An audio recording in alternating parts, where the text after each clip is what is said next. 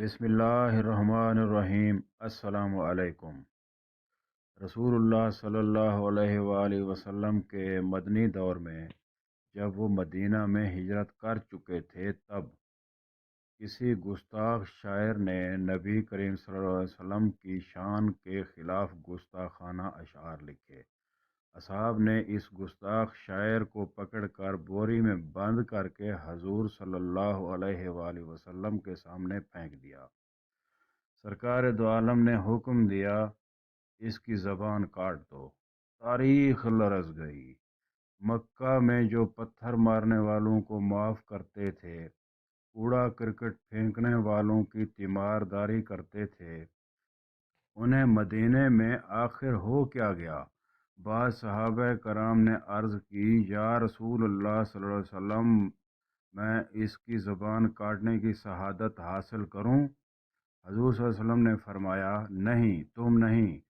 آپ نے حضرت علی رضی اللہ تعالیٰ عنہ کو حکم دیا، اس کی زبان کاٹ دو۔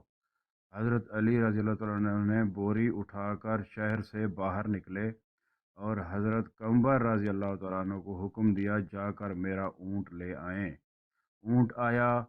حضرت علی رضی اللہ تعالیٰ عنہ نے اونٹ کے پیروں سے رسی کھول دی اور شاعر کو بھی کھول دیا، اور 2000 درہم اس کے ہاتھ میں دیے اور اس کو اونٹ پہ بٹھایا۔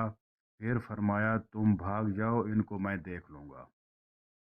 اب جو لوگ تماشا دیکھنے آئے تھے حیران رہ گئے۔ یا اللہ! حضرت علی رضی اللہ تعالیٰ عنہ نے رسول اللہ صلی اللہ علیہ وسلم کی نافرمانی کر دی۔ آپ کے پاس شکایت لے کر پہنچ گئے، یا رسول اللہ، آپ نے کہا تھا زبان کاٹ دو، اور حضرت علی نے اس گستاخ شاعر کو 2000 درہم دیے اور آزاد کر دیا۔ حضور صلی اللہ علیہ وسلم مسکرائے اور فرمایا، علی میری بات سمجھ گئے، افسوس ہے کہ تمہاری سمجھ میں نہیں آئی۔